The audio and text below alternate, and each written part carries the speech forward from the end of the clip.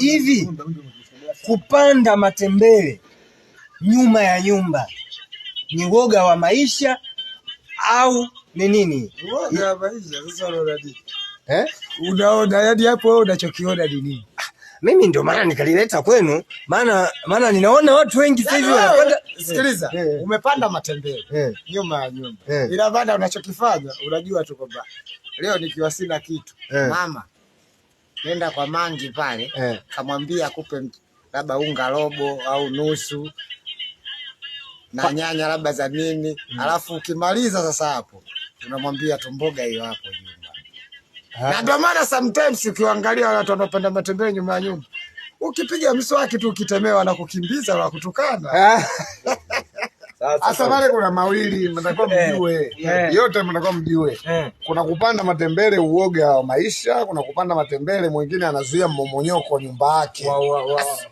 Yani kakosa ukoka kaeka tembele kwake. Lakini pia ni inaleta afya tena bado utaenda kwenye kula. Kwani tembele inopandwa nyuma ya nyumba aliliki? Sio umesikia za sababu. Sio. Kuna mwingine yani hizo kauli zote zinawia. Inawezekana kweli uoga wa maisha. Kwa sababu ndo kama anavyosema Kato kwamba mwingine bajeti zake anakuwa ile tayari kuna bustani. Sasa mimi naenda kwenye bustani. Kuna mwingine huwa anapenda kuwa na bustani nyumbani. Mwingine anaweka bustani ya maua, mwingine anapenda bustani ya kitu kinacholika. Anaweka nyanya, vitunguu, vinakuwa vinamzunguka. Sasa huyo tunamuhitaji. Sasa hapo ndio nitaka pia niulize swali.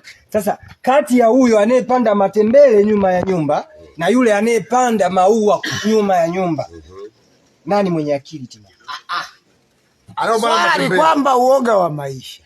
Ndio, uoga wa maisha. Je, ikaingia hiyo sasa ndani yake. Huyu kapanda matembele, huyu kapanda maua. Nani mwenye akili? Wote wana akili, lakini mwenye matembele akili yake ni finyu zaidi kutoka tayari kufikiria kukula. Hakuna kingine. Yule alopanda maua, yule kuna hewa inajitengeneza nzuri. Akikaa ndani ya chumba chake akiwa amelala, amerelax, anafanya chochote. Ana enjoy. Si unanisoma. Lakini matembele nyumba ya nyumba, yaani wewe unakuwa ushajipigia kwamba siku ikiwa ndivyo sivyo. Siku ikiwa ndivyo sivyo.